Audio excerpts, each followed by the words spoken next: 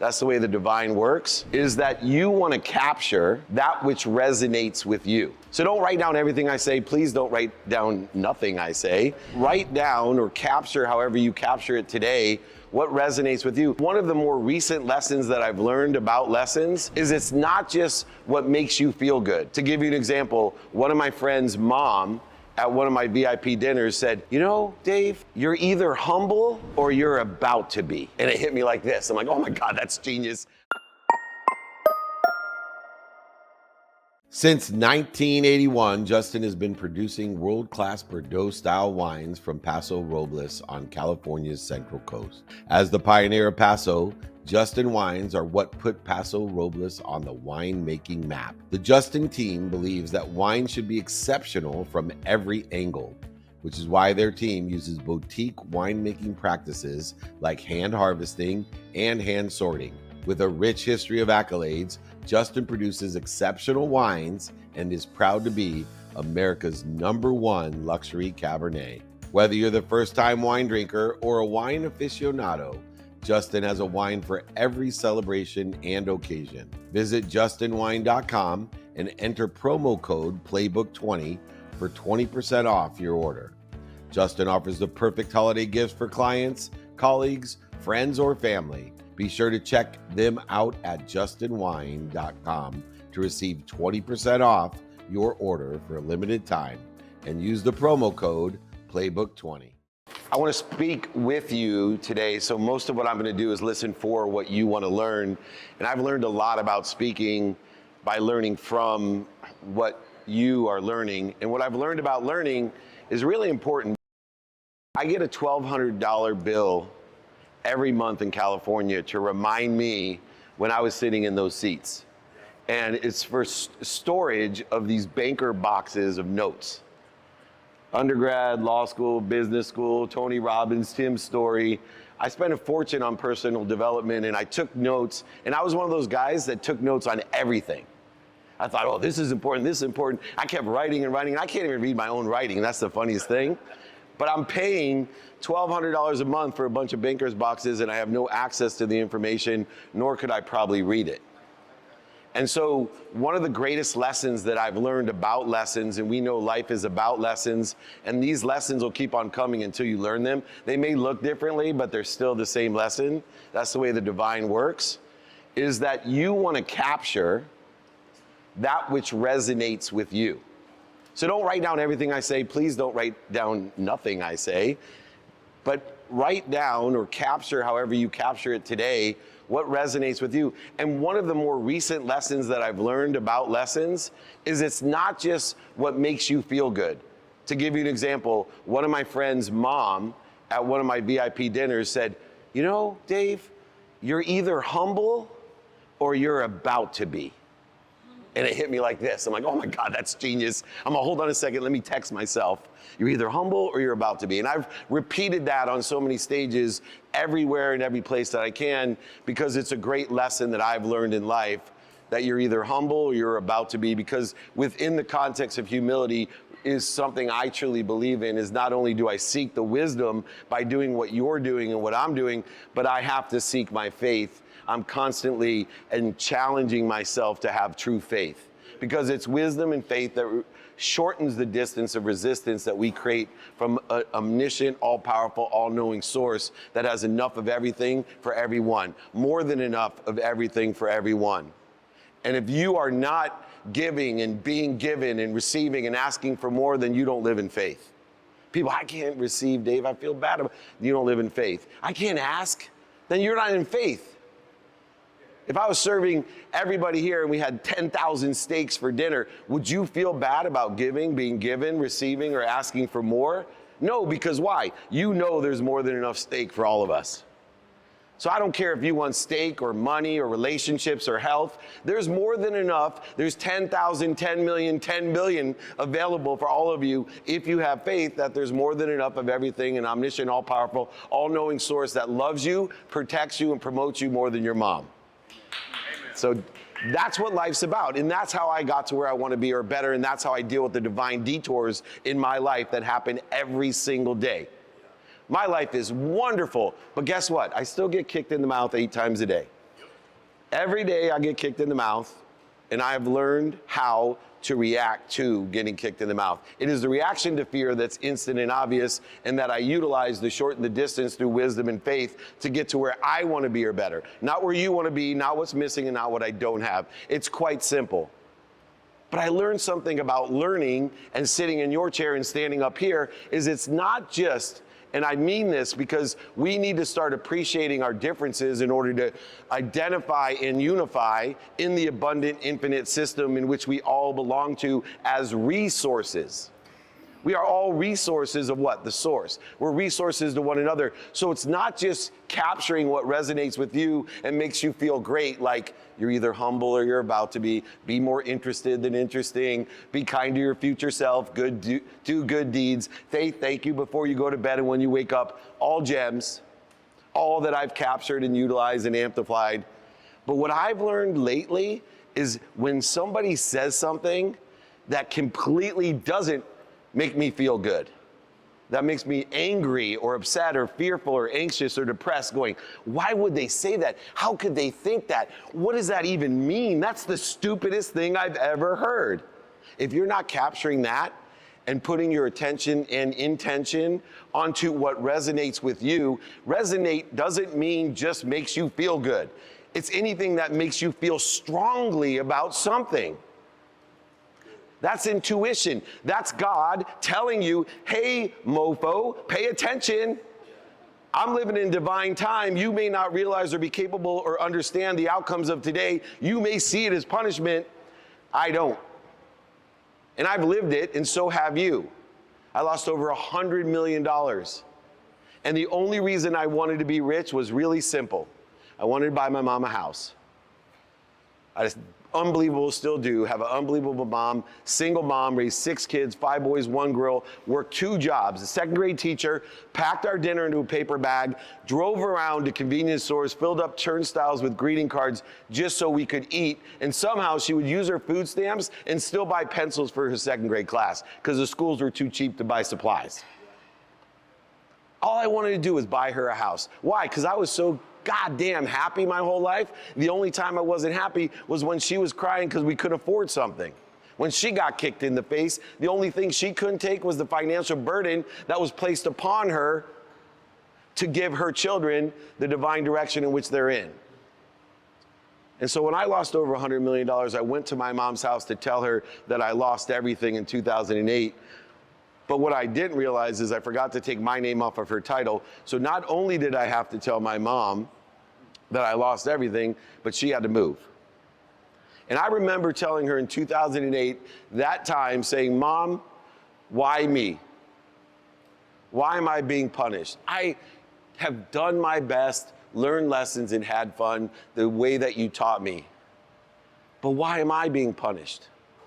All I've done is try to be the best I could be to help other people. That's all I want to do. Why me, Mom? I don't believe in God. She looked at me calmly and just said, son, you believe in God. You just believe in the wrong God. And I told myself that day it wasn't just the wisdom that I learned, but it was the faith that she had that I didn't. It was the faith that in the face of her most valued relationship, her children, and the biggest hurt I've ever had, which we all know is the tragedy of being a parent, that we're more afraid for our children than we are for ourselves.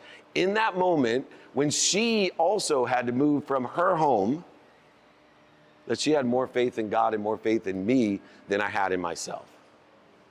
And so I want you to capture the lessons in life that resonate with you, that you feel strongly about, and I want you to pay attention to those lessons, and I want you to give it your intention. Intention is what you do, say, think, feel, and believe. Many books written about pieces and parts of all 5 of these, but the accumulation and the aggregation of what you think, say, do, feel, and believe aligned with where you want to be or better will get you to where you want to be or better. Will there be divine detours? Guaranteed. Will it take divine time? Guaranteed. But if you know that you're protected, promoted, and loved, it will shorten the distance of resistance between you and where you want to be or better. So how do we get there? I'm very pragmatic. Monica, who's hosting us, she's a beautiful soul. We just got to know one another. And as always, the first thing out of her mouth was, I had no idea that you were spiritual, that you had faith. I thought you were like this business agent, scarce guy. I had no idea how you lived your life in abundance. But I am very pragmatic about my faith. And so I created 5 daily practices. Why? Because it's practice that creates progress. Progress creates our divine direction. It also allows us to what other people call surrender. You see, good behavior is guaranteed to give you one thing: good progress. Remember, good behavior is individual to you. It's not what other people want, what you're missing, you don't have. Your good behavior may be my bad behavior if I don't want what you want. Your bad behavior may be my good behavior if you don't want what I want. But there's a guaranteed thing about behaviors, and what we think, say, do, and believe is good behavior creates good progress towards the divine direction in divine time and allows you to handle the divine detour in a shorter amount of time. And bad behavior simply interferes with it, makes it harder, makes you want to go over it, under it, through it, around it.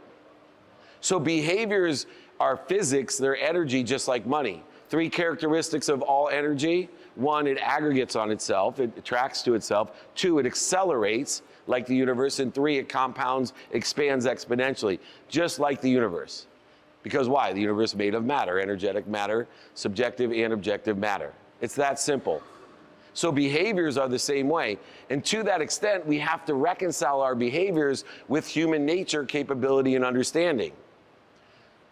So understanding that these daily practices, we have to divide up into a committed, consistent behavior or variant behavior that we don't do every day. And in order to put that context, we have to start with the number 1 daily practice: know your what.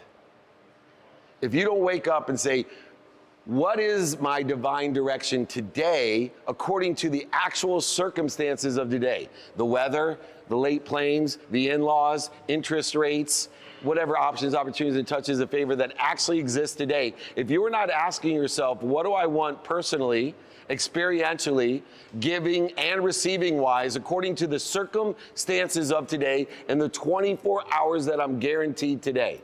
You are guaranteed a man-made construct of 24 hours a day like everybody else on Earth. It's the amount of time that a particle of light leaves the sun and hits the Earth. We are all in that common denominator. It is, to me, the common denominator of life to quantify what I'm doing, to put it to time. So you're guaranteed 24 hours a day, every single day, except for what? The last day of your life. You will be cheated seconds, minutes, or hours, depending on how fortunate you are. So I ask myself, what is it I want today in that divine direction of where I want to be or better, according to the circumstances of today? I live in reality. You have to earn access to things. You have to earn success. And we do it by understanding our circumstances of where we are today, and then go back to the infinite, which is, what am I supposed to learn from or get meaning from my past to align with the divine direction? Where can I find the promotion, protection, and love in my past, not the punishment of the separation, the void, shortages, obstacles, failures, successes, defining moments, historical relevances? I see so many people that actually know what they want and then give punishment as the meaning to their past and wonder why they're limited to their future. Because it limits your self-image. The meaning you give to your past limits your self-image, and you're an image of what? God. And you're gonna limit the infinite, and you're gonna limit yourself. And I will tell you this pragmatically, as someone who has worked with so many different executives, I don't care who you are on earth, you will never overachieve your own self-image. That's why I walk with God. And I still know that I'm limiting my self-image. I'm not worried about the outcomes, because I know I don't understand or know when I lost over $100 million, in what world is this going to promote me, protect me, and love me? But I will tell you, not only did it save my marriage, more importantly, it saved my life. I just didn't know it because I'm human and I'm incapable of knowing or understanding outcomes as they occur, because the outcomes that occur today are occurring today in the 24 hours, not in the infinite divine time in which I'm being protected and promoted and loved in. which gives me purpose. My faith gives me purpose, and my purpose is greater than my pain. Therefore, I'm never going to quit. But I know, number one, what I want in the divine direction, preparing for divine detours in divine time. This show is brought to you by BetterHelp. Therapy is a great tool for facing your fears and finding ways to overcome them, because sometimes the scariest thing is not facing our fears in the first place and holding ourselves back. It's helpful for learning positive coping skills and how to set boundaries. It empowers you to be the best version of yourself. It isn't just for those who've experienced major trauma. If you're thinking of starting therapy, give BetterHelp a try. It's entirely online, designed to be convenient, flexible, and suited to your schedule. Just fill out a brief questionnaire to get matched with a licensed therapist and switch therapists anytime for no additional charge. Overcome your fears with BetterHelp. Visit BetterHelp.com/playbook today to get a 10% off your first month. That's BetterHelp, HELP.com/playbook. Imagine starting a small business, your first customer, first hire, first real paycheck. But everything isn't just exciting, it's scary. That's where JustWorks come in, the all-in-one platform that supports small business growth. Access seamless tools that help with benefits, payroll, HR, and compliance with transparent pricing. It's time to make payroll painless, run payroll in 90 seconds or less, and automate payments so you can set it and forget it. Did you know in 2023 alone, they processed over 25.6 billion in trusted payroll customers? Don't worry about the paperwork piling up either. They take care of payroll tax documents and reporting to help you stay compliant. Visit justworks.com/podcast to join the thousands of small businesses that trust JustWorks to take care of payroll, benefits, compliance, and more. That's justworks.com/podcast. 2, second daily practice. Know your who. By the way, I will email all of you. I will give you my email. You can text me there, whatever you want. I will email you these 5 daily practices. You already have my book. All you have to do is email me, david@dmeltzer.com. Number 2, daily practice. If knowing what I want takes me from nothingness, you see, excuse the graphics, but most people live their lives like tubes. Food in, food out. That's their whole life. Rolling a boulder to the top of the hill like Kim, Who's the Stranger, just to have it roll down to the bottom the next day. If you want to take nothingness and make it a possibility, a mathematical advantage every single day, then know your what. If you know what you want, it's a mathematical advantage every day.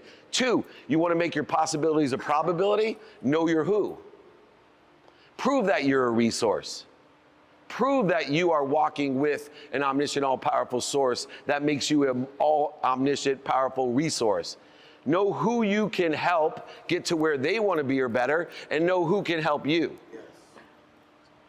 If you know your who every single day, in accordance to the circumstances, meaning of the past, in a divine direction, I promise you, every possibility you want for the day will become a probability.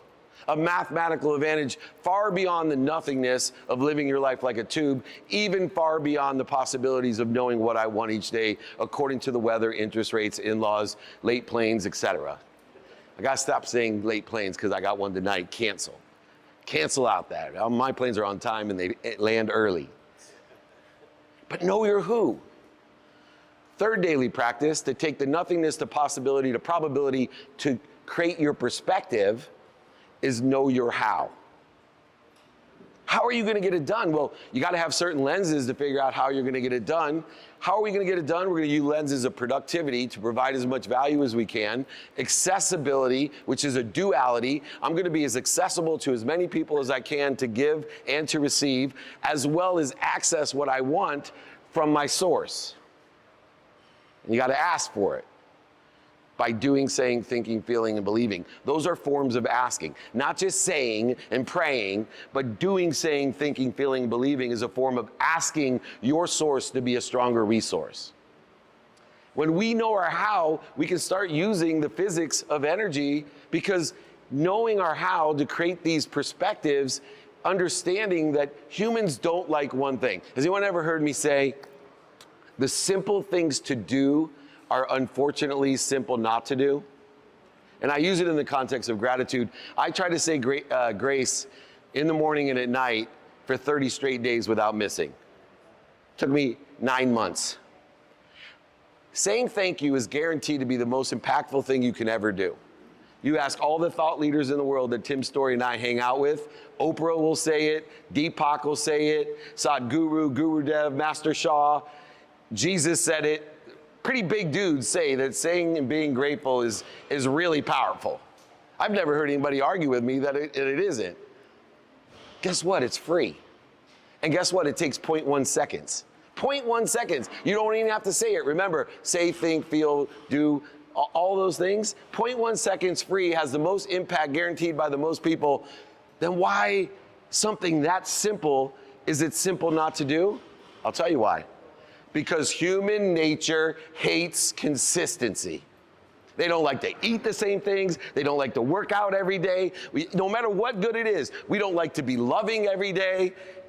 We like it one time, but we don't like it every day. It's counterintuitive, it's counter human nature. So what I want you to do in the how is decide what am I committed to doing, non-negotiable behavior, and put time to it, a minimum amount of time every single day.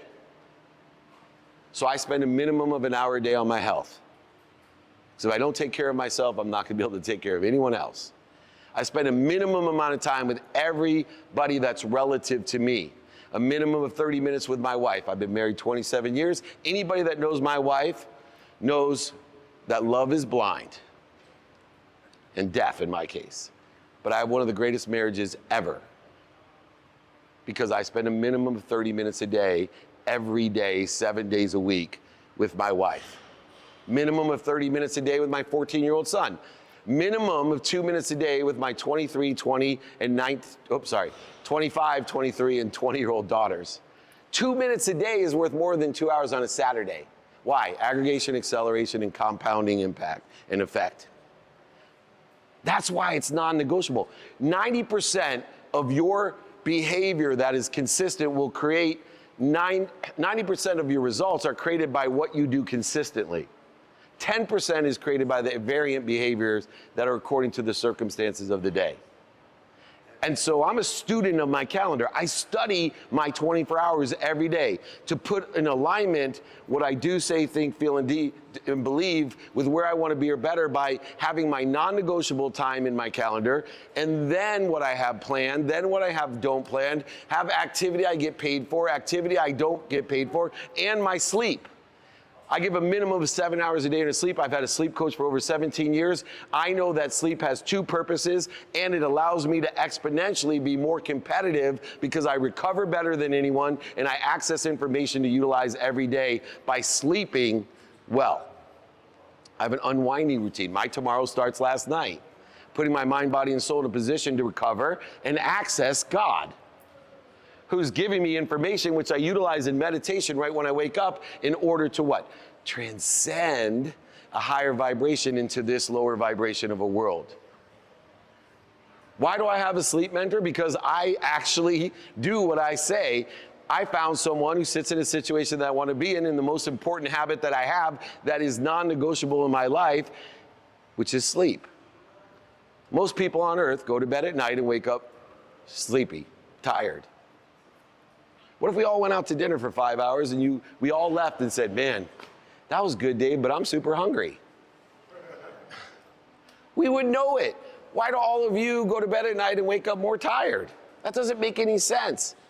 So between the 7 hours minimum of sleep and 3 hours of non-negotiable behavior that includes my health, my family, my faith, my finance, time itself, the relative relationships in my life in order to analyze who is feeding and bleeding me and who blesses me by bleeding me and who blesses me by feeding me, and the relativity of that and the association I give it in order to utilize my time to be more productive, accessible, and gracious.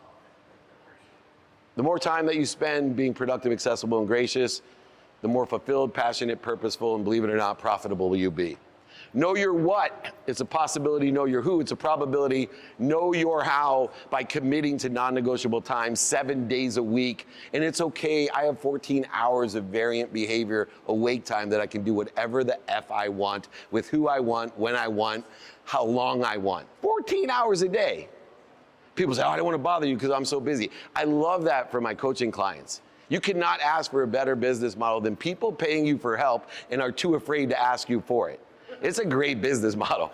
Dave, how do you have 6,000 clients? Well, 5,990 of them are too afraid to ask for help. So it's really easy.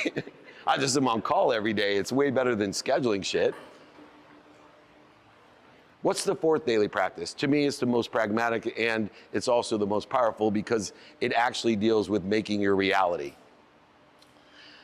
The fourth daily practice is know your now. See, 100% of the things you do now get done. That's why it's reality.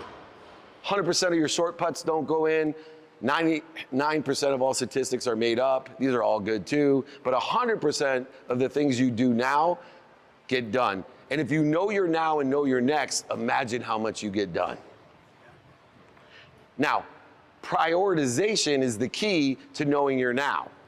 And you can't prioritize your day in alignment with the divine direction by giving meaning to the past unless you know what's important to you in the day, which means if you know what you want, who you can help you, and how to get it done, you get a good guide on what's important to you.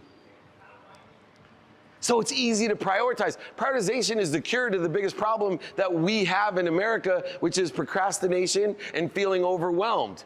Do you realize it's impossible to feel overwhelmed and procrastinate if you know what to do now and know what to do next? It's impossible.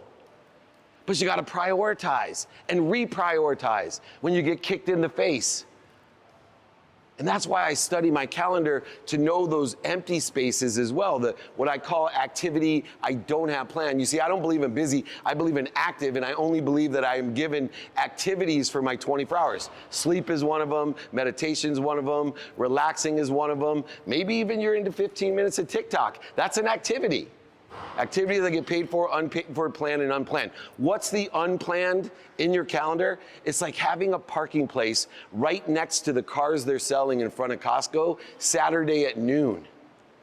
That's how much time and emotion it will save you by studying where the empty space is, because when you get divine detours, you instantly reprioritize your now, and you also know where to put what used to be now into the next.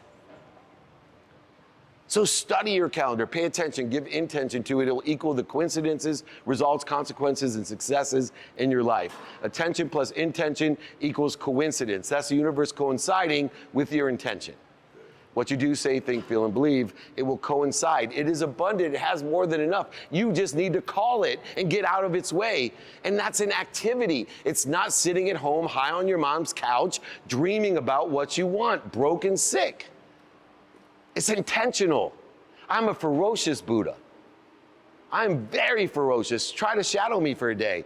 And I'm older than most of you, and I'm in not as good physical shape as most of you, but you can't keep up with me. Why? Because we all have the exact amount of energy. We all have an omniscient amount of energy. I just interfere with mine less than you do.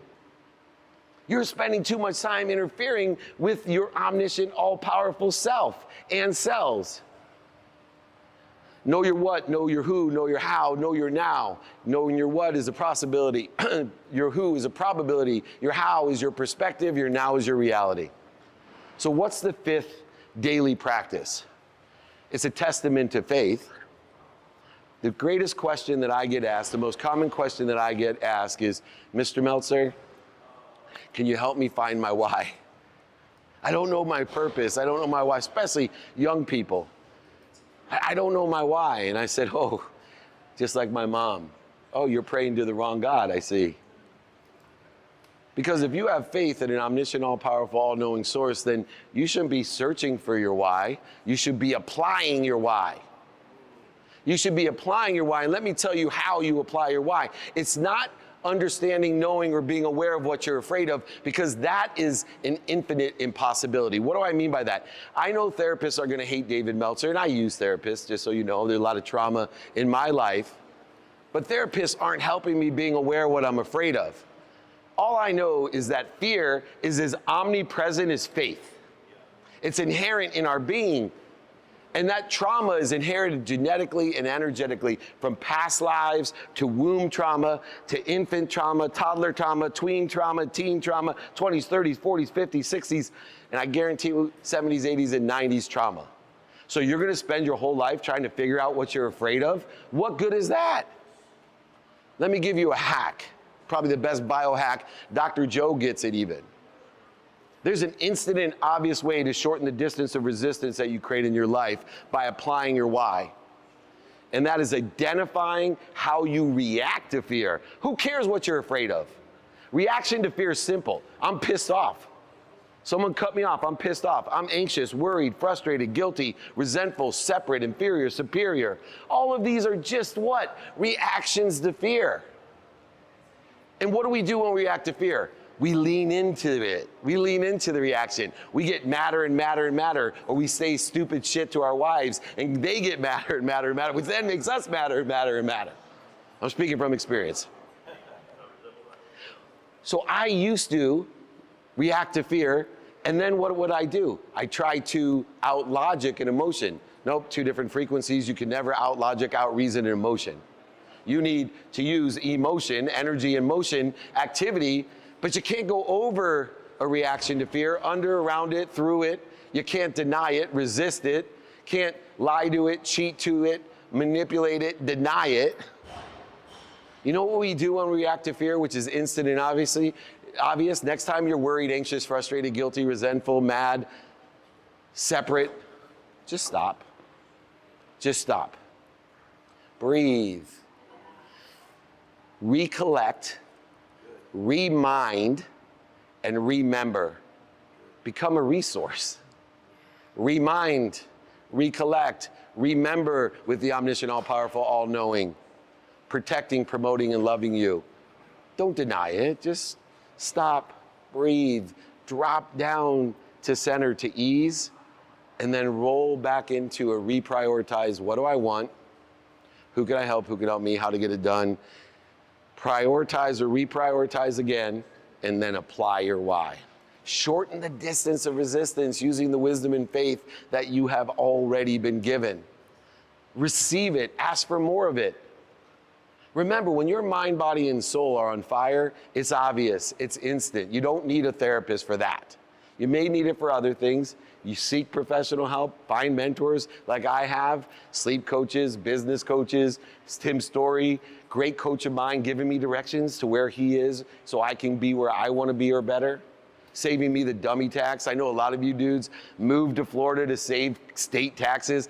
Personally, no offense, this may resonate with you, I think you're idiots. If you moved here simply to save a state tax, then you don't understand taxes. Because there's a tax out there that costs more than 100% of everything you've ever made, and maybe 100% of everything you can make. It's called the dummy tax. So you can live in California or New York, but find a great mentor, easily be able to afford those local and state taxes that we pay, because everybody really wants to live here, not in this shit. I like to live in cool weather. Now, I hope I didn't offend you, I'm just joking. But I'm trying to make a point about the dummy tax. When your mind, body, and soul are on fire, what'd your mom teach you? When you're on fire, stop, drop, and roll. Remind, recollect, remember what you want, who you can help, who can help you, how best to get that done. Prioritize your day, the antidote to feeling overwhelmed, depressed, and procrastination, and live your life in your why, passionately, purposely, with purpose. If that purpose is greater than your pain, you will never stop. You will accelerate, aggregate, compound where you want to be or better, and you will be happy. And I promise you, if you're happy and you can teach other people to be happy on my mission, that will make me happy.